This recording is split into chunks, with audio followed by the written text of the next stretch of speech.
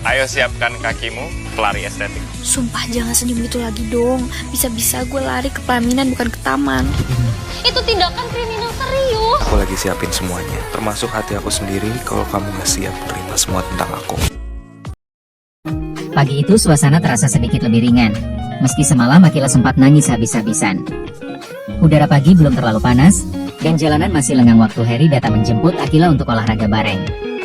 Setelah semua drama yang menumpuk, sejenak keluar rumah dan menggerakkan badan rasanya seperti ide yang menyelamatkan. Harry menyapa dengan gaya santainya, memberi semangat layaknya pelatih pribadi yang kocak, tapi diam-diam perhatian.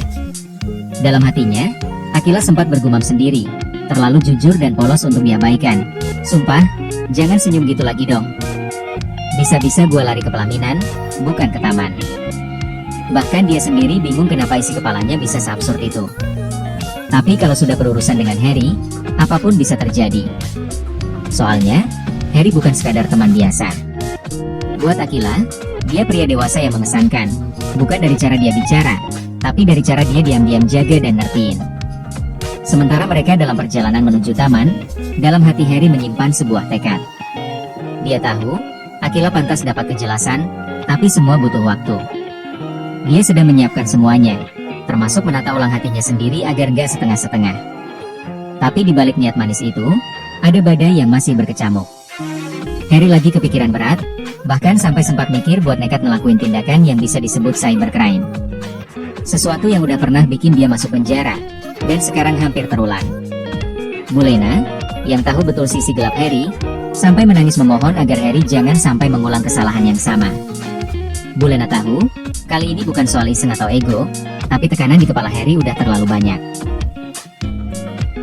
Akila dan Harry akhirnya sampai di titik di mana mereka bisa jujur satu sama lain.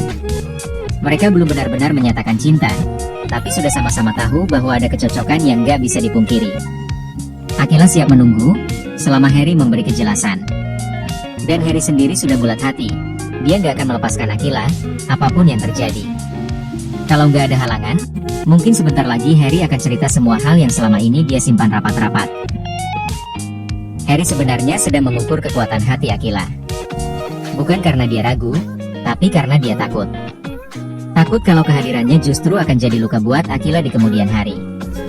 Tapi hari ini, respons Akila seolah ngasih sinyal bahwa dia nggak bakal goyah. Dia mau bertahan, mau percaya, bahkan rela menunggu, asal ada kejelasan. Dan di titik itulah Harry sadar, dia nggak lagi sendirian, perasaannya nggak sepihak. Dia sudah benar-benar berhasil mengambil hati Akila, dan bukan sekadar rasa suka, tapi cinta yang tulus dan penuh penerimaan. Di sisi lain, pagi itu Fatah dan Zara juga saling menyapa lewat video call. Belum lama di hari ulang tahun Zara. Di tengah senyum dan sapa manis mereka, ada doa yang Zara sematkan, agar semua hal rumit dalam hidupnya cepat menemukan jalan keluar. Fatah diam-diam berharap lebih dari itu. Bukan cuma semoga semua lancar, tapi juga semoga hubungannya sama Zara tetap baik, tanpa kesalahpahaman lagi. Buat Fatah, cinta dan kehidupan itu dua sisi dari koin yang sama. Kalau salah satu lagi berantakan, yang lain pasti ikut goyang. Dia paham, sekarang prioritas Zara masih tentang keluarganya, dan dia nggak bisa maksa. Tapi Fatah juga tahu, perasaan itu nggak bisa nunggu terus-terusan. Di tempat lain, Mohan memilih jogging sendirian di taman. Meski sendiri, dia tetap semangat, karena sambil olahraga dia juga nelpon Raisa. Mereka saling kasih semangat, saling motivasi. Mohan tahu Raisa lagi berjuang buat pulih, dan dia gak mau temannya itu ngerasa sendiri. Mereka bahkan udah janji bakal jogging bareng begitu Raisa sembuh total. Sesederhana itu, tapi penuh makna. Sementara itu, kesalahpahaman kecil terjadi. Budia ngira bunga mawar merah yang dikirim ke Zara itu dari Fatah. Padahal aslinya itu dari Mohan. Tapi bagi Budia, bunga itu semacam sinyal, entah dari siapa, tapi jelas ada sesuatu yang sedang tumbuh, atau berubah. Sedangkan Bu Amanda lagi menyimpan rasa curiga. Ia nanya ke Fatah kenapa Mama Zara tiba-tiba ngembaliin kunci rumah. Anehnya, jawaban Fatah dan Jordan beda. Bu Amanda yang merasa ada yang janggal, memutuskan buat menyelidiki sendiri. Menurutnya, Lydia mungkin bisa kasih jawaban yang selama ini belum terungkap. Mungkin justru dari Lydia semua teka-teki ini akan mulai tersusun dengan jelas. Dan hari itu pun berjalan seperti biasa. Tapi sebenarnya, semua orang sedang dalam perjalanan mereka masing-masing, menuju jawaban, menuju kepastian, atau mungkin justru menuju awal dari babak baru yang lebih rumit.